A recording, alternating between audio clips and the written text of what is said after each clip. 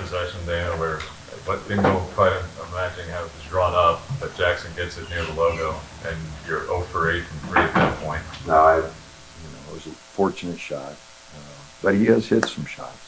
It's not a shot that goes in all the time, but he has hit a few of them. And when he let it go, it was one of those oh no, but oh great, and big shot. But then TJ's defense, the last 2 minutes was, really good. I mean, he gave up that 3, let the guy get to his right hand a little bit there, but man, he locked him up that last 2 minutes and kind of inspired the rest of the team. And I thought they did a really good job guarding, a 10-0 run, and so did a good job. Bill's defense in the post too, and 4 blocks again, and just his impact there. I don't know where we'd be without him. He's a presence in there, and Paulo's a big body, big guy that's got a lot of experience, scored a lot of points. He's tough to defend, and I thought Nate Supreme did a good job, not giving him a lot of easy buckets, not giving him a lot of looks. 5 for 7, only got 7 looks, but 10 points, 12 rebounds. He's a load in there, and I thought Nate fought him pretty good.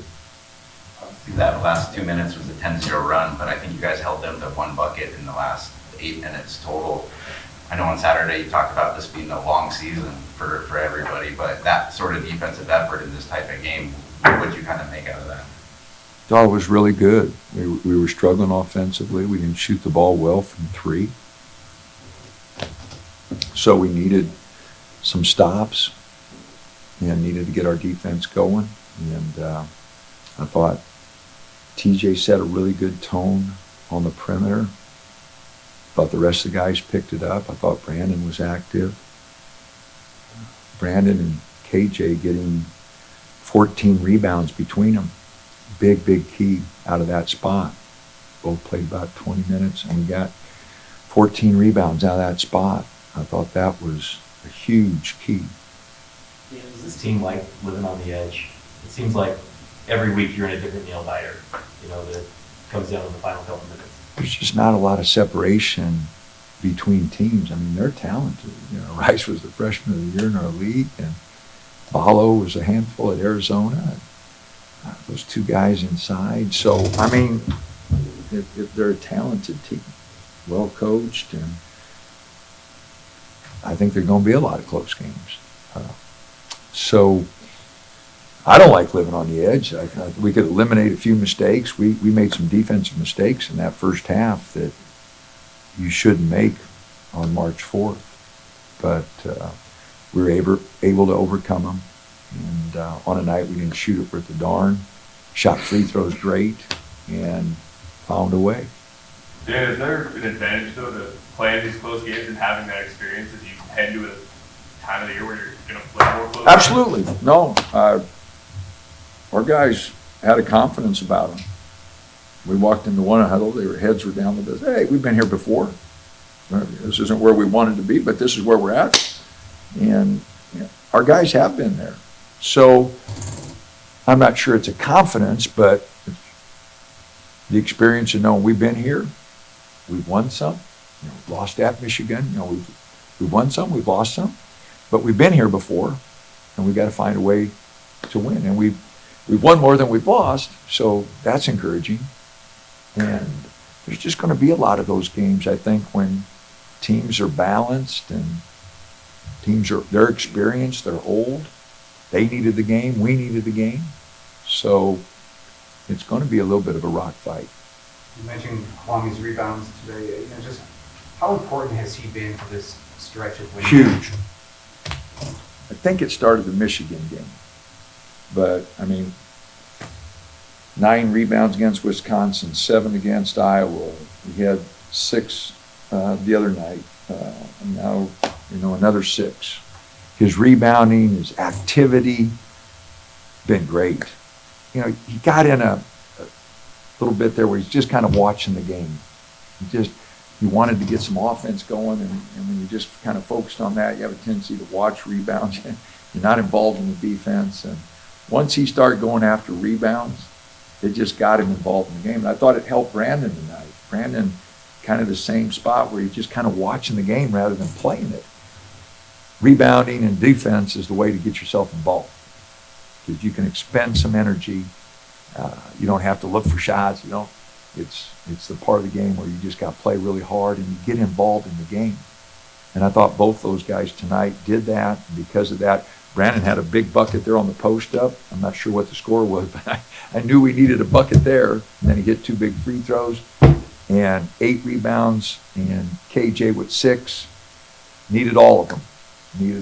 So I thought those 2 guys really were involved. But to answer your question, KJ, the last 6, 7 games, whatever it's been our X factor. He has done a tremendous job off the bench. Not so much offensively, but the defense, his length has been, but he's just got so much more involved in the game. And again, 9 rebounds against against Wisconsin was probably the difference in the game. 7 against Iowa. I mean, he's added a dimension that we desperately needed. You guys talk about defensively, you guys are playing as well as you played all year. The connection's better, the intensity's better. Do you see that? Do you see improvement? It has been. I mean, we gave up 2 easy buckets in transition where we just didn't talk. We weren't connected. Key made a mistake and doubled off the ball side, which we never do. So we made some mistakes that they made us pay for. So you're not going to play a perfect game, but I thought for March 4th we made too many mistakes. But when TJ's hawking the ball like that and Nate's protecting the middle, we got to get Jackson and Key to use their quickness just a little bit more. And then, as I mentioned, Brandon and KJ, Bam played good tonight, I thought. Raheem gave us good minutes. Spring got the technical, but, I thought the 7 minutes he played were okay. So we got a lot of contributions. Mookie, I know it wasn't much, but came in and got us a steal and got us a bucket. So everybody, helped us out a little bit, and that's what it takes late in the season. How would you say your relationship with a player like Jackson has sort of evolved over the last couple seasons? And what do you think that sort of dynamic, how has that kind of contributed to his on-court, quiet, composed leadership in the game like tonight? He's always had a lot of confidence. He's won a lot of games. I was only disappointed with one play tonight. We were pressing and he didn't chase it down like I thought he could have. But other than that, you got to let him play a little bit. His percentages are efficiency. Now it wasn't tonight, but for the season, his efficiency's been pretty good. You got to get the ball moving a little bit more, and I think he and Key are critical to that. But I like the way he's made progress. He's trying to guard. Last year, I let him off the hook because when Key went down, we really didn't have another ball handler. He and Jermaine were the only 2. And I kept talking to both of them. Don't get in foul trouble. You had to keep. So I didn't think that Jackson was able to use his quickness, but he's really trying, to focus in on it. And I think that's the key defensively for him, is just using his quickness. And I think he can get a lot more hands-on balls. He had 1 steal tonight. I think he can get a few more. I think he can get a few more deflections, because he is quick. If we're going to play Key and him together, we got a little small at the guards. They've got to use their quickness. In these Februarys and Marches of your career that everyone likes to talk about, of Dana Altman has his teams playing well at these times of the year, there's a lot of commonalities between guys accepting their roles and buy-in and what kind of defense. And a lot of it seems maybe easy or predictable from the outside, but I'm curious, how much joy do you get in seeing how that evolves in front of you? Like talking about a guy like KJ, kind of discovering, where he fits in and finds his job for y'all. Well, you guys have heard me. We've got the longest collegiate sport event. I mean, we started October 1 and we're in our 6th month. And for the guys to stay together, it shows a lot of character. And I mentioned last time, the guys that aren't getting to play have been great. They've been pouting. They've been cheering the guys. which takes a lot of character. And fortunately for us, we've had groups over the years that have stayed with it. They haven't got selfish. We've been through ups and downs together. They fought through the adversity. We just have really good guys that have stayed with it. Tremendous coaches that work with them every day and talk to them every day. And they let me push them a little bit, get after them a little bit, realizing that we all want the same thing. You know, they hear me say so often, we're not an individualized sport. We either all go to the NCAA tournament or nobody goes. This isn't an individualized sport. We're either all going to stay together and all have some fun in March, or none of us will. And fortunately for our staff and myself, over the years, we've had guys that have bought into that. And sometimes you, sometimes me, always us. You're not going to have 31 good games, feel good for your teammates. I hope it sticks. I hope they continue. And but we've had good dudes that stay with it and play for each other.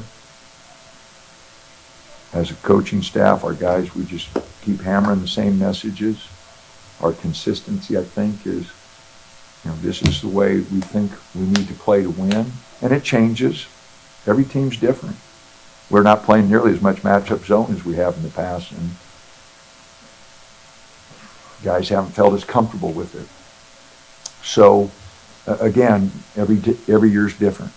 You know, we're playing a lot more through Nate. Nate was most proud of his 6 assists. He was in the locker room calling himself Magic Nate. So, but he did have 6 assists, 1 turnover, and he did make some nice passes. So, every year's different, every team's different, but fortunately for us, we've had good guys that have given up part of themselves for the team, and this year's no exception. The guys, you know, we went through that 5-game losing stretch there. We played poorly in 3 of those games. The other 2, we got beat. But a lot of teams fold. A lot of teams give into it. And I'm glad this group didn't. Stayed with it. Got back, beat Northwestern, beat Rutgers, got back on track. Had a good road trip to Iowa and Wisconsin. And now we got to finish it at Washington, which won't be easy. They're talented and they'll be loose, and it'll be their last game. We're gonna have to really play well. The crowd on senior day, so I know we're gonna have our hands full over there. So it's gonna be a big day Sunday, and then hopefully go to Indianapolis and make some noise.